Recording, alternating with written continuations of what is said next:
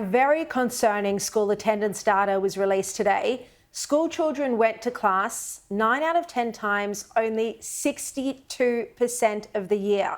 And this is down from the pre-pandemic level of 73% in 2019.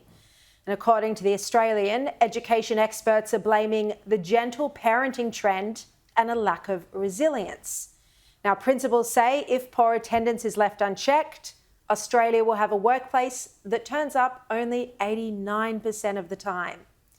And former New South Wales Police and Counter-Terrorism Minister David Elliot joins me now. David, these figures are obviously worrying. 62% of children are attending school a majority of the time. Is that down to truancy or gentle parenting, or a combination of both, do you think? I think it's the latter. I mean, when we were kids, if you skipped school, and I did once, and I got whacked at school and then whacked at home. And I think that's the problem. There are no parameters anymore.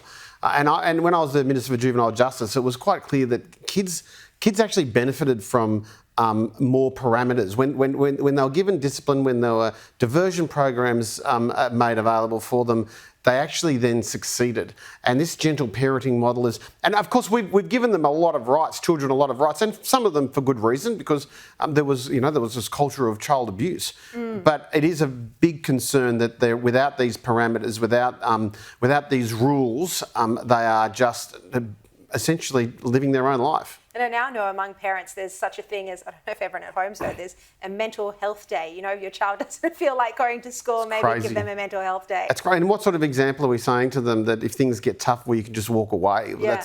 That's certainly not something that's going to breed a healthy lifestyle when they get older.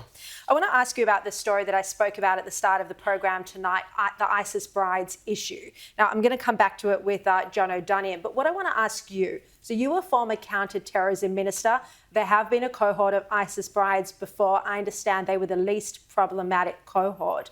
What advice were you guys given from the intelligence agencies about them? Well, all the credible advice that we got was to be very, very cautious with returning foreign fighters, and particularly ISIS brides. There was no evidence at all that any of them had been de-radicalised. Most of them had children that had no concept of Australian values, let alone the thought to live within those values.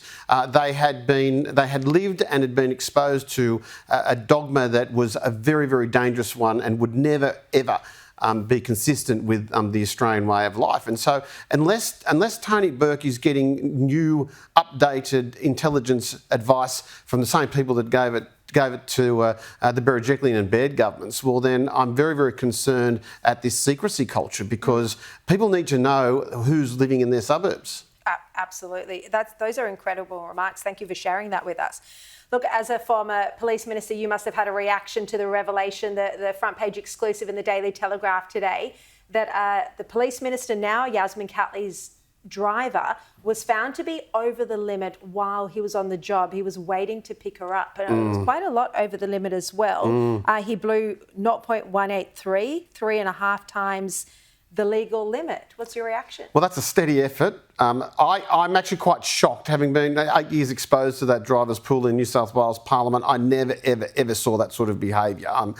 They obviously couldn't say the same about most of the ministers, but I'm very, very concerned that this would occur. And the tragedy for the minister, of course, is she's going into a period where her and the commissioner should be talking about safe driving, should be telling people that they need a plan B.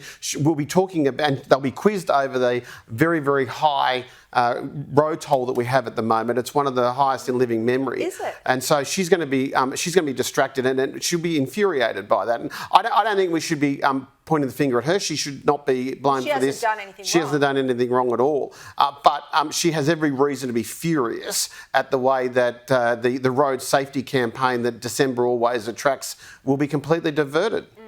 David Elliot, great to have you on the show. First time, I think. Thank you very much. Thanks, Shari.